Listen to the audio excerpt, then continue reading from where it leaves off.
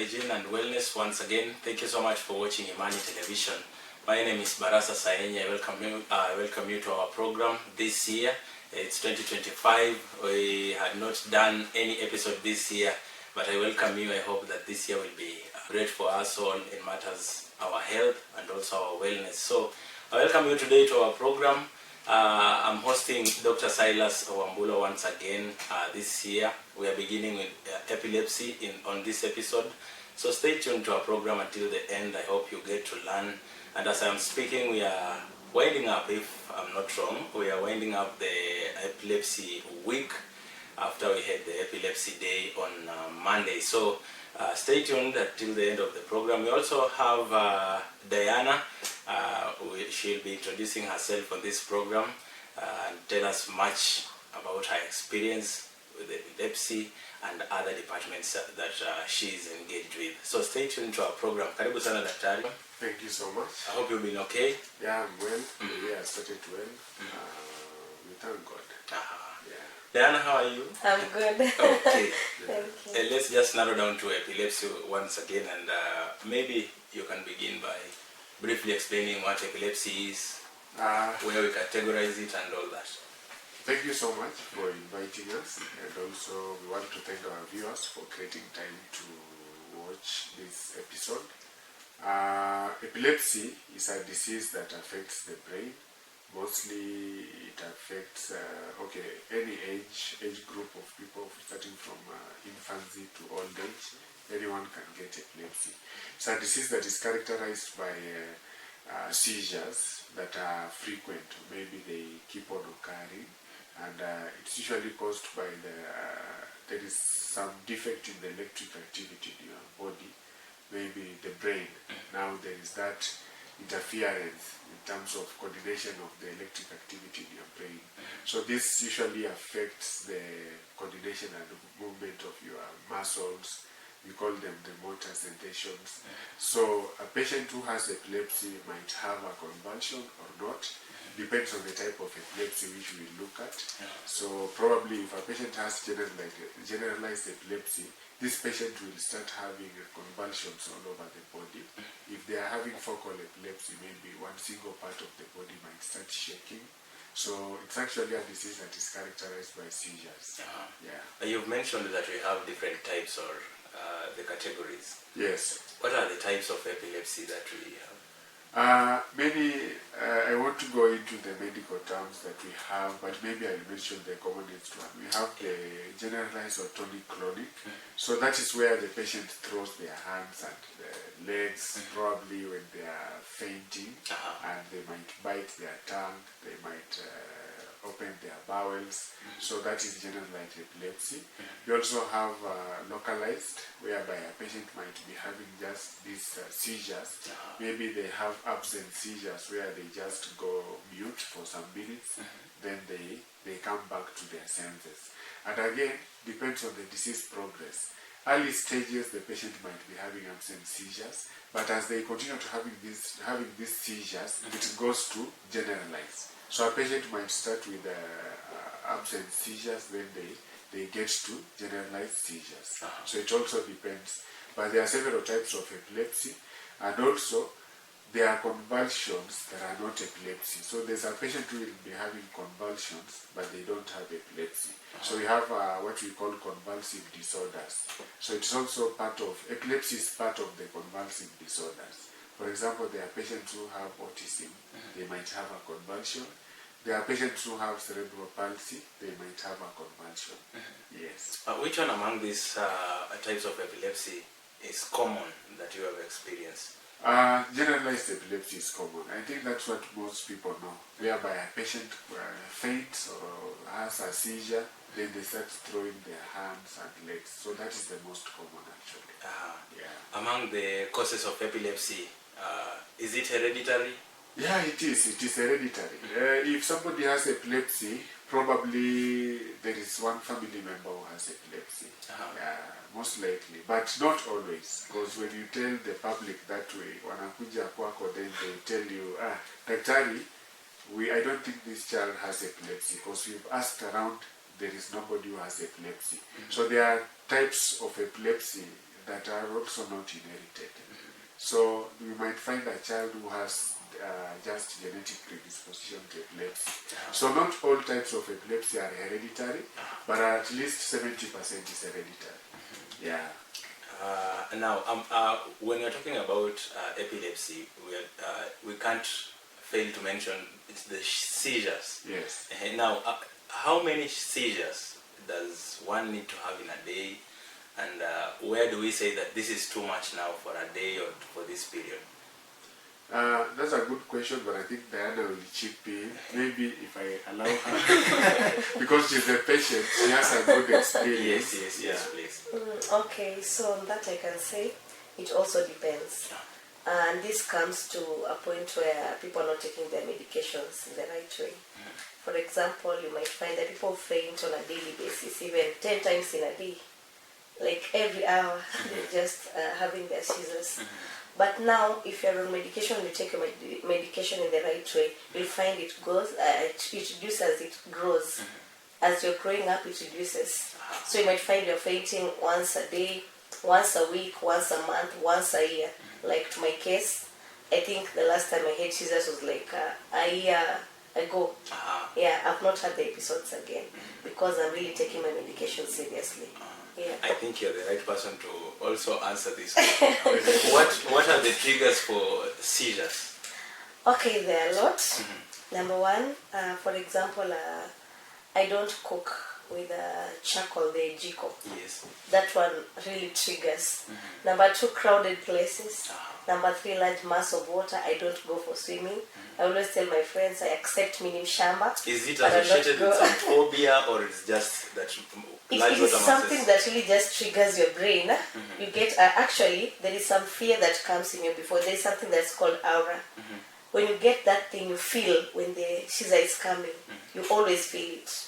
Majorly from my experience and most of other pulmonary epileptic, when you are close to when the temperature is high, like when you are close to the jiko, let me say, large mass of water, crowded places. Also, you have malaria and you don't treat it early, you'll also get that, you'll be triggered. Yeah, so those are some of the examples that I know. Yeah, or I've experienced. That is for your experience. Yes. What about for others, that maybe other patients that you've interacted with? What do they say are their triggers? Okay, people have triggers differently. There are some who say that when they're stressed, the anxiety, when they're stressed, they get the triggers. Some say when they're there are some who have these other diseases, the way doctors said, maybe the Down syndrome or the cerebral palsy. Also, the other side of the conditions they have also bring their triggers. Also, medication. There are some who are taking other medications will also bring them triggers. Yeah. Maybe Dr. you can answer this. What is common among the triggers in all patients? Now, if you have epilepsy, just like Diana said, you have to be very careful because one, when you have those seizures, it causes some mental retardation. Yeah, so at times you will have this patient who has had seizures for a long time. Later on, they might develop something like psychosis, kukua akili punguani, because the brain is having those seizures regularly. So the commonest trigger that I've seen actually is mostly the commonest trigger that I've seen on a common entrance is actually what she has, a closeness to fire, and that's why most patients have had burn wounds because they faint at the fireplace. Then probably one part of their body is inside the fire. Then they get injuries, they get burned, and that's where the challenge starts. So that's the most common. Other triggers, like I've seen some patients who get accidents when they go to the road, when they want to cross the road, and these vehicles are passing very fast. So probably that triggers the brain. So they might find themselves falling on the road, then a car or maybe any vehicle that is coming can just pass over them. So probably those are the things that are now happening, and they are great triggers. Another trigger that I cannot forget to mention is infection. What she has said, malaria, typhoid. So if you have a child who has epilepsy, because children cannot say when they are sick, Yes. you have to watch their body temperatures. Once they go up, you have to make sure that you are testing. You know the cause for that fever, Yes. then treat it. Yeah. Wow, I like the triggers now. And now to prevent the triggers, Yes. is it just the opposite of the triggers, or there is another way you can prevent? I think Diana can tell us. How do you handle your triggers, or how do you go by them? Okay, number one, you just make sure it has to start with you. Taking good care of yourself. If you are under care of your parents, please take good care of your kids who are epileptic. First of all, I always say every time, I'll thank my mom so much. She never allowed me to cook. She never allowed me to go to the river because she knows very well these are the main triggers. And anytime I got sick, she would treat me immediately. She would take me to the hospital to get medication immediately, which helped me so much because malaria triggers my seizures so much. Yeah, so she made sure I was not doing those things. So at least I make sure these people are not cooking close to fire. They can cook, yes, but under supervision. They can go fetch water in the river, but under supervision. At least, yeah, because an epileptic person falls in the river, they'll just drown and die. Yes, yes. And you know, you feel it. You'll feel like you'll feel drowning in water, but you can't help yourself. They feel when they get burnt, but they can't help themselves. That's the worst part of epilepsy. You feel it, and that's when it brings you the trauma later. Because on my episodes, I've felt everything, but I can't talk. I can't help myself. My body's just numb, but I can't help myself. Yeah. Now, Dr. how can a patient like Diana, at least Diana understands her triggers? Yes. If it's a child, Yeah. how can they know that this is my trigger, or how can their parents help them understand that this is my trigger and I don't need to do this and this? The beauty about children is that they are learning, and how you teach them matters. So you have to teach them that this is a trigger. For example, a child who is, for example, in adolescence, you know, when you are in adolescence, you want to try so many things. You want to try alcohol, you want to try cigarettes, you want to try what? Because you are in adolescence, you are seeing your other peers trying to try those things. So probably, this is a child you need to educate that the moment you try alcohol, it is a trigger for epilepsy. Because alcohol is anything that can cause your mind to become unconscious. So already you have epilepsy there, then you are taking a lot of alcohol. So you just teach them, even these young children, you tell them, please mama, don't stay close to the fire. Yes. You will get burned. So the moment you realize they know that they'll get burned, now they are well educated. When they get sick, they'll tell you, I'm sick. And as Diana said, there are these things we call aura. Aura is a thing that has made many people, in fact, is what has made us to come to TV today. Because most patients who have epilepsy have been taken for alternative treatments. Alternative treatments include herbal medicines, being prayed for.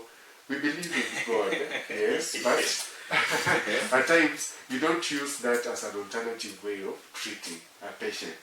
If your child is fainting, don't take her or him to a muganga or a person who prays, like maybe, I don't know how do you call Herbalists. Herbalists. No, those people pray for others. They are not Seers and herbalists. diviners. Yes. So they start casting out demons. And you know, the way this aura comes, it behaves like somebody, if a lay person might think it's demons. Because Diana will tell you, when the aura comes, aura is an experience that you have before you get a convulsion or a seizure.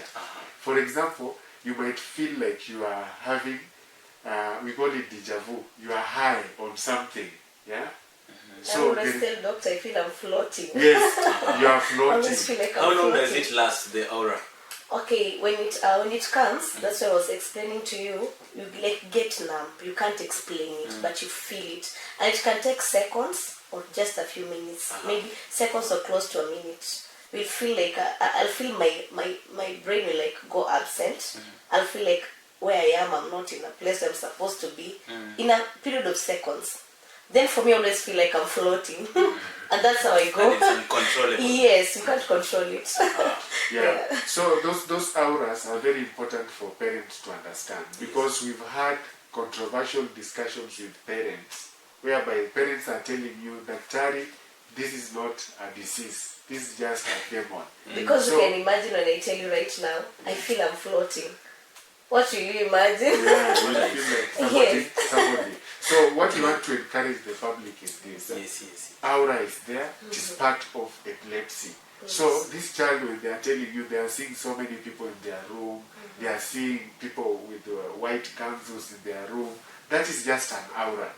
Wengine atakwambia they are seeing very big people in their rooms. They are seeing their grandfather who died long ago coming. So that is aura. We call it hallucinations. So these hallucinations are there, and the parent has to understand that they come before this child faints. And the treatment is simple. The moment you start treatment for epilepsy, those aura things go away, those seizures go away. Wow. So instead of you taking your child for alternative treatments, you herbalist. better now bring this child to the hospital. We start treatment, because when we treat this child, hataanza kuona those big kanzu people, those floating things will disappear, then your child will not have seizures. As simple as that. Yeah, that is how you handle it. Yes. Now, what are the do's and don'ts for epilepsy? Yes, just again, before I allow Diana to tell us about her story, yes. because she's lived with epilepsy for so long, we've already mentioned some of the do's and don'ts. Yes, actually. Actually, the first thing you need to do as a parent is acceptance. If you accept any disease, even cancer, the moment you say, I have accepted, I have cancer, that is the beginning of your being healthy or being treated. That is number one. So any parent or any person who is being diagnosed with epilepsy, accept first. So the moment you accept now, you will control this. So you have to prevent, to actually accept. Then after that, now you can start the journey of how you will live with this epilepsy. Depending, you will need to go for treatment, you need to go for any actual intervention that the doctor will give to you. So maybe I'll allow Diana to share her experience. Now, as Diana shares the do's and don'ts for epilepsy, Yes. please also share with us about how you'd like or how you wished someone to care for you when you're in that position, maybe for the aura or when you're having seizures. Okay, start with number one. Okay, I've had epilepsy from 6 years old. Right now I'm 30 years old. Wow. So you can see that long period. Yes. It took me a long time to learn, to understand the auras, and the first thing was acceptance. That was the first step I did. Accepting myself with this condition. That means whatever anybody says will not affect me. Wow. I know this is my journey, this is my path, I'll have to live like this. And you know, mine is genetic, so I have to live with it all my life. Yes. You know, I really have to accept this. Yes. Yeah. So that was the best step I did. Number two, support from the family. My mom really supported me as much. I'll not be ashamed to say these family members will put you on the side, they will judge you. My mom was judged so much.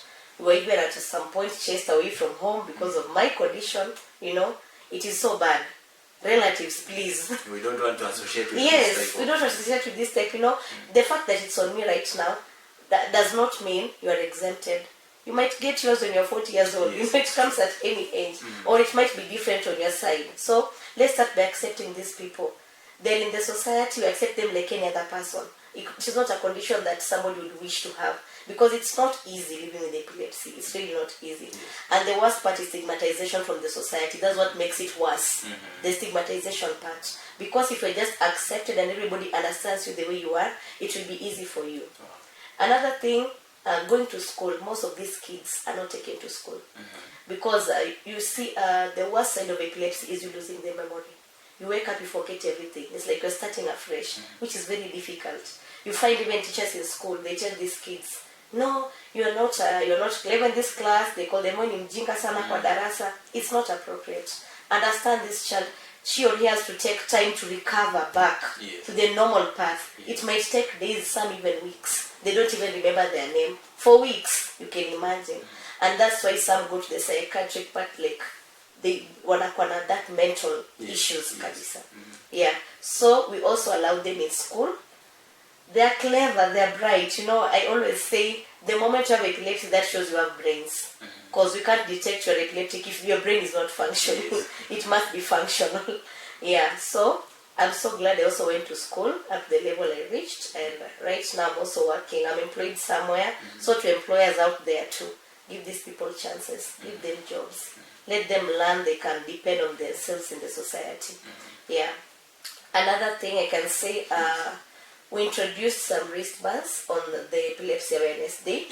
It has the name of the patient, the emergency contact. So when you even fall anywhere, when you're alone somewhere, somebody can just contact the emergency contact and you get help. So that we avoid this part of people giving first aid the way they know. People put onions in their mouth, spoons and what, it's not allowed. Yes, so we have that wristband and we encourage all the epileptic patients. We have the clinic at Wamalwa Kijana. You'll find Dr. Silas there. You go there, you give your records. They will send the message to Acquire Media and Graphics. They're the ones branding the bands. You'll get that band, walk with it everywhere you go. It will help you during emergency cases. Wow. Yes. I think that is a good move for the wristbands. It can really help. We can prevent losing these patients on accidents and the triggers. What can you tell another patient that is having epilepsy at the moment? Just an encouragement for them. Okay, to my brothers and sisters out there who are epileptic. As you can see the way I am, nobody can tell I'm epileptic. I've taken good care of myself. It starts with you taking good care of yourself. Take your medication seriously. We have a support group. You need someone to talk to. You need a shoulder to cry on. Call us anytime. Call me anytime. And as I always say, I also teach the epileptic patients or this any other person is under disability group. The knitting, I do crochet. Like you can see, this is my job. So wow. It's amazing. I'll teach you how to do this. You keep yourself busy. You also make money for yourself. You don't depend on people somewhere because of financial state. That's what brings so many people down. So I teach that one totally for free. And again, right now, epilepsy is under disability. Go to, if you're in Transoya, go to the disability office at the DC. Go register. Get the tax exemption part. Like just be registered under disability. It will help you if you're doing business. It will help you so much. But more so, let me just say we love you so much. Don't hide yourself somewhere. Don't accept anyone to hide you somewhere and put you in a closed place. Come out. Live a normal life. We're also living normal lives. Yeah, and take your medication seriously. Autistic children also are under a disability? Yes. Autism is under disability. Cerebral palsy, epilepsy, and even right now cancer is now being put under disability. Yes. Wow, that's great. Now, doctor, tell us about the treatment for epilepsy. Sure. The treatment for epilepsy is there. People still believe that epilepsy cannot be treated. It can. There's no disease, even cancer. All can be treated. Treatment does not mean getting healed. You understand? There are diseases you treat, they get healed. We call them acute diseases. For example, malaria, pneumonia, those are acute diseases. But chronic diseases, you treat them. Okay, you don't get healed completely, but you are treated. You understand? Because like Diana, she has not had a seizure for the last 3 years. So she's treated already. Because she's living her normal life. But she cannot stop her medication. The moment she stops her medication, the seizures will come back. So the treatment is there. First of all, we usually confirm the diagnosis to know the type of epilepsy that you have. After that, we introduce you to medicines. You will be taking those medicines mostly at night because some of those medicines cause drowsiness. So if you are doing your normal activities, like for example, you are a mechanic. It's among the side effects. Yeah, if you're handling heavy machines, probably you might get an accident because it might cause drowsiness as a side effect. So we prefer the patients to take those medicines at night. But for those who are having frequent seizures, at times we give them the medicines twice a day, morning and evening, depending on the severity of the disease. Secondly, the medicines are very available from the level of the dispensaries. And remember, the dispensary levels, the medicines are free. So people should not tell you that epilepsy medicines are very expensive. No, they are not very expensive. So it is somebody to just come to the hospital and pick their medicines. Probably they are not free.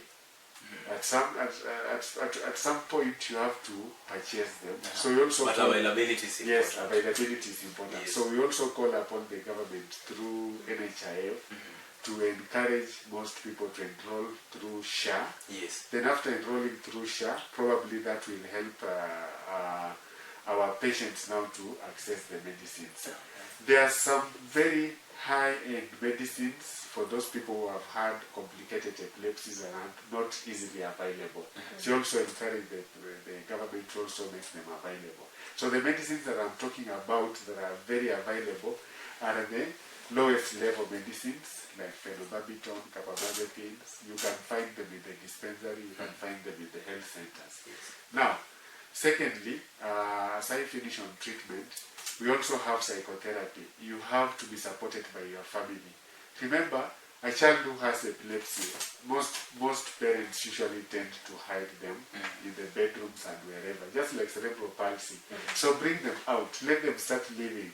If you have a child who has epilepsy and you don't expose them to the environment, probably they will not get healed. Because the brain, if you confine the brain, you are like a prisoner, you are confined somewhere. Your brain does not grow up. Because the brain grows up from the outlook of the environment. So probably, if you have a child who has epilepsy, make them interact with other children, let them grow so that the brain can grow. And by the way, there are other types of epilepsy that children usually outgrow. They just get healed.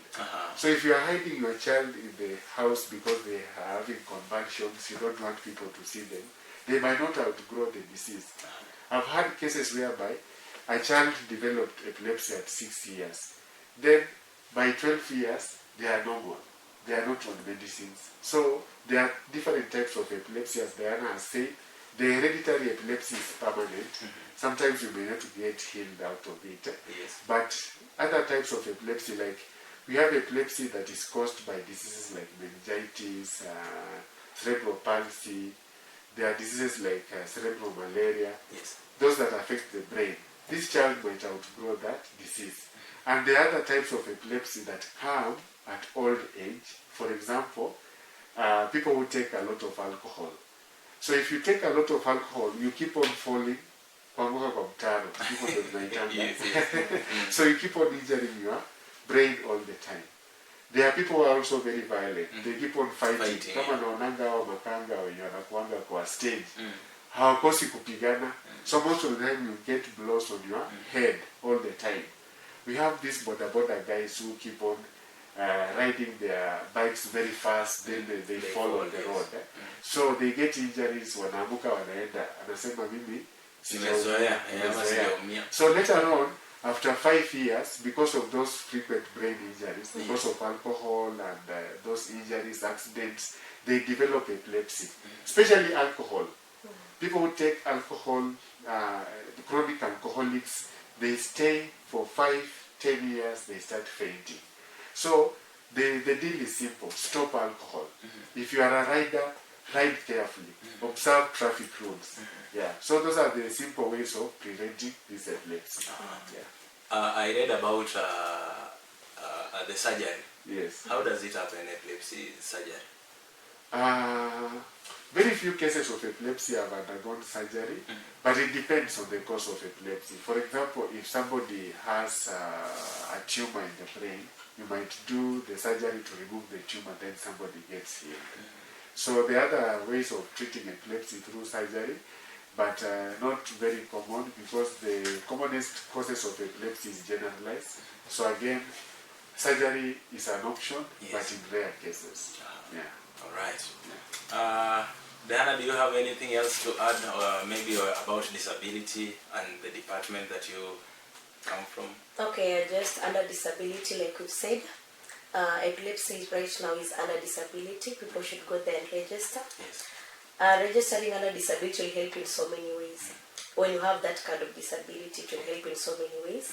And also, let me just say about the introduction of the wristbands. We're also trying to see which other disabilities will also need to have the wristbands. And that is at the county commissioner's Yes, office? yes. You'll get where it's called Mr. Bernard. You'll get Mr. Bernard there when you go there. Yes. He will help you through with the information about the disability part. Yes. All right. And also just the part of epilepsy, I just wanted to add on. When you detect epilepsy in your child when they're young, it is easily controlled. When they're that young, it is easily controlled. So when your child faints at around 3 years, 4 years, 5 years, just start treatment that time. You might help this child to avoid this part of epilepsy when they're grown, because that's when the brain grows. Yes. When they're treated earlier, it will help them so much. Wow. So don't wait when it's that bad for you to start treatment. That's a The earlier the better. Wow. The earlier the better. Daktari? Maybe my other thing that You can also talk about the epilepsy day that we had. yes, my other thing that I will maybe add on is epilepsy and pregnancy, which is very common, especially young girls like Diana. You know, they have to continue with their life. People say that a child who has epilepsy cannot conceive. Diana will tell you she has a child. Wow. She's living her normal life like any other woman. Yeah, she's just normal. Yes. You can't tell. Yeah. So- I have a very beautiful girl. Yes. Yeah, she's 4 years old. Yeah. And she's not epileptic by the She's way. not epileptic. So Yes. she will not give birth to a child who is epileptic. The only challenge that we have is if you are a patient who has epilepsy and you are taking medicines, they usually lower the amount of folic acid in your body. Folic acid is it's a component of your body that helps in development of your brain, the brain of your child, and the spinal cord. So women who are taking medicines for epilepsy and they wish to conceive, get a child, they have to take folic acid so that it can be supplemented in their body when they want to conceive. So this will help now. If you are giving birth to a child, they won't have any spinal problems. Mwaisikia mtoto amezaliwa na shimo kwa mgongo, kwa spine. We call it spina bifida. So it is very common in people who are taking medicines for epilepsy. Secondly, there are some medicines for epilepsy that are not very safe in pregnancy. So when you conceive and you are on medicines for epilepsy, make sure you go to your doctor so that they can help you to see if you can improve. Secondly, what Diana said, the diagnosis of any chronic disease depends on the time when you are diagnosed. So for example, a child who is diagnosed early will probably live a normal life, that if you delay a child from starting on treatment. So maybe you have a child who has epilepsy, they have been convalescing for a whole year, you have not taken them to the hospital. So this child, the outcome will not be good. But the moment they convulse the first time, they have a seizure and you take them to the hospital, they start on treatment, the outcome will be good. Then the epilepsy day, we usually have it every February, and we usually just try to remember people who are living with epilepsy, and we walk the journey with them. Like this year, the theme was my epilepsy journey. So we wanted to see how is the journey of a patient who has epilepsy. Yes, and indeed Diana's journey is just amazing. And it's just amazing. The other cases that are very serious, there are people who have been neglected. We went to another house, people were chasing us and telling us, stop, we have tried all hospitals and it's not working. This child and a robe or two, let's try our way out. They'll be okay. So nyinyi madaktari kaeni kando kwanza, we are trying. So all those people who are having those problems, we are telling them the solution is in the hospital. So let them come to the hospital. Yes. Let them visit Diana's office to be supported. Yes. So the moment you get that support, you'll be okay. Wow. Yeah. Thank you so much, Daktari, together with Diana, for this amazing episode and discussion. I hope our viewers, wherever they are, they have learned a lot about epilepsy and also the do's and don'ts and what they can do. And above all, for those who are having epilepsy, they have been encouraged and motivated that they can live with it and it's manageable. Diana here is a testimony of it, and I'm just proud of her. We've reached the end. Maybe if you have any concluding remarks, salam. Yes. No, it's just to encourage Yes. my part as daktari. No. It's just to encourage our patients. I know we've used a lot of English here, but epilepsy ni kifafa. Yes. Kwa wale hawaelewi. So ugonjwa wa kifafa inatibiwa. Yes. So let these people who have epilepsy wapeleke hospitali. Usiseme ati huyu yule anaamukanga na anaamuka. Ati mwache tu ataamuka. Mwache tu ataamuka, hapana. I saw another place in a stage. Another makanga alikuwa ameanguka, sema huyu anaangukanga tu tatu asha ataamuka mwenyewe. So you know those kinds of stigmatization. Yes. So make sure that you embrace these people. When they faint, waweke kwa safety, wasigonge mawe, wasigonge jiwe, wasidugwe na miba or anything. So avoid those injuries. Yes. And akishaamuka uulize kadi yako ya hospitali iko wapi? Unaenda hospitali wapi? So the moment you ask them those questions, try to encourage wakuje wapi? Hospitali. Yes. So you have to encourage them. Salamu zangu ni kwa hao wagonjwa pamoja na wazazi wetu. They have really taken good care of us and we are happy. And we welcome them to the hospital pale Wamalwa Kijana. Tutawasaidia sana. Thank you so much, Dr. Diana. For me, I really have this special one to my mom. Yes. Mom, wherever you are, I'm where I am today because of how you accepted this ahead of me. How you gave me that shield from everybody who neglected me, but you chose to be with me. That's why I'm here today. I really want to say thank you. I'm so proud of you. And I know you're proud of me where I am right now. And as you can see, I'm living a normal life. Thank you so much for that. To other parents out there, please do the same to your children. You are their shield. You are the ones who will help them. Watoke penye wako, will live their normal life. Please, so accept them and try to help them live that normal life. Thank you so much. All right. We've reached the end of Health, Hygiene and Wellness here on Imani Television. My name is Barasa Saenyi. Keep watching and keep it locked for another episode next time. Bye-bye.